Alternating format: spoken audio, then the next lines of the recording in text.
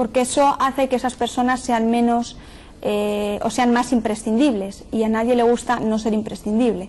Entonces es un poco complicado. Sería muy conveniente poder hacer lo que usted dice, recoger esa información.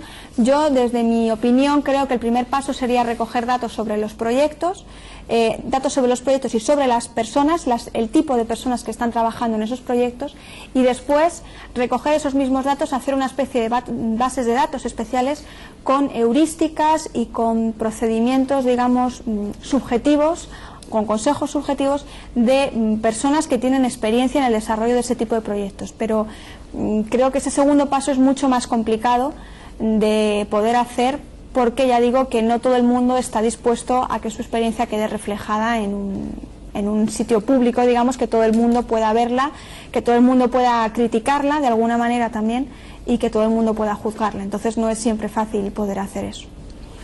Muy bien, gracias. Gracias también a la Universidad Privada Santa Cruz de la Sierra de Bolivia. Tenemos una nueva comunicación vía telefónica, de nuevo, en esta ocasión con la Universidad Católica de Santiago de Guayaquil, Ecuador. Buenos días, Ecuador. Adelante con su pregunta.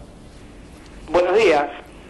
Soy Lenín Freire de la Universidad Católica Santiago de Guayaquil, Ecuador. Tengo dos preguntas.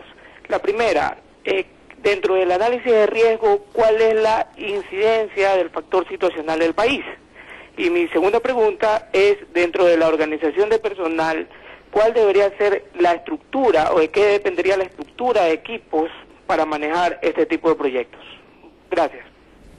Respecto a la primera pregunta, la situación organizacional del país, me has preguntado, ¿me puedes detallar un poco a qué te refieres con eso? El factor situacional del país.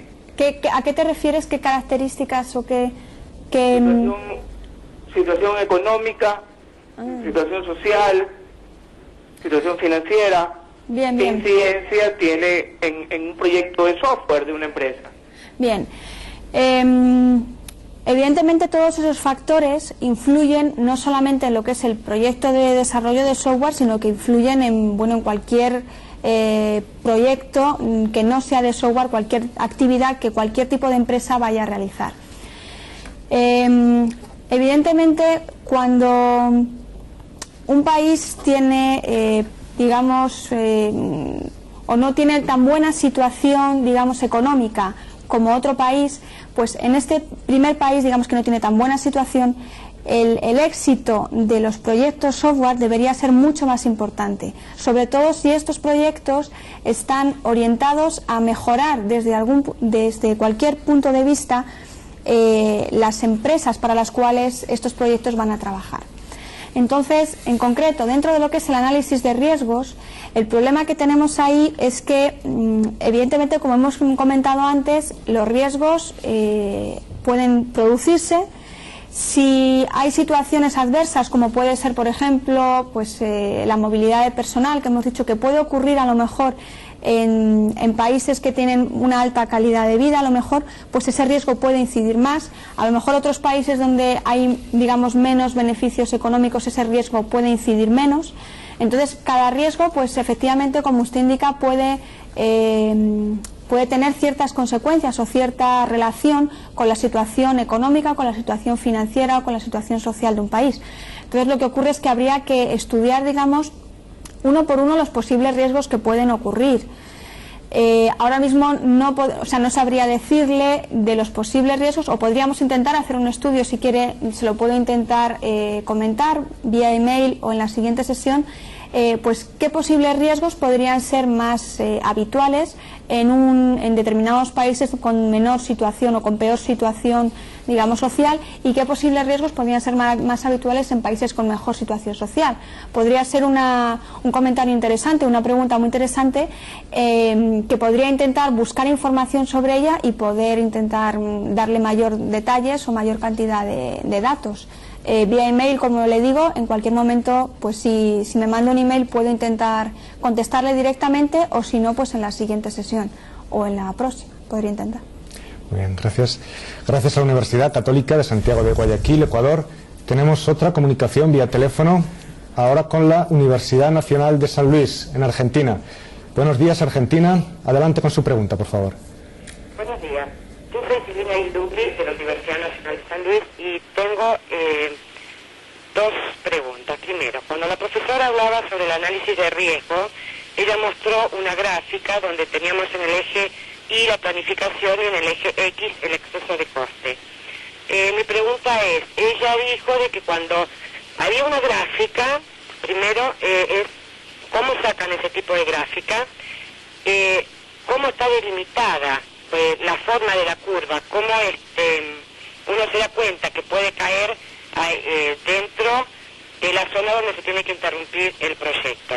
Y la segunda pregunta es, cuando uno hace un desarrollo, por ejemplo, de un proyecto de software educativo, ¿cuáles serían, en el análisis de gestión de riesgo, los posibles riesgos que podrían ocurrir?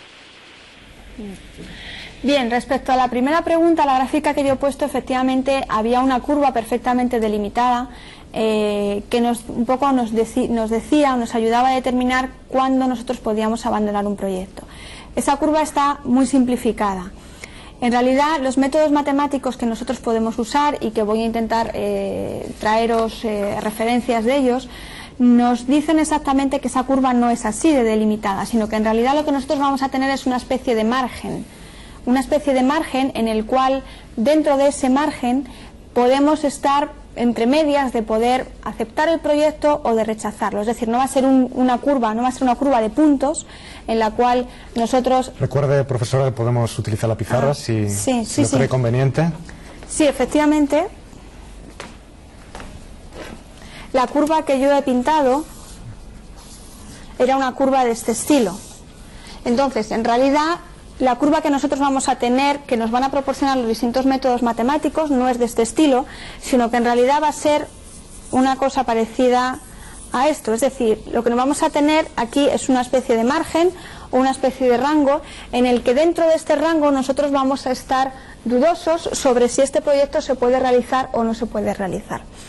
Los métodos matemáticos, esta es una curva muy simplificada porque aquí solamente había dos niveles de referencia, solamente estaba el tiempo y solamente estaba el coste, pero en realidad por eso digo que deben utilizar modelos matemáticos para esto, porque podría haber más niveles de referencia. Por ejemplo, el grado de, por ejemplo, de rendimiento de un proyecto. Si un proyecto excede un límite en el rendimiento, pues nosotros podemos decir que ese proyecto ya no nos sirve. Entonces,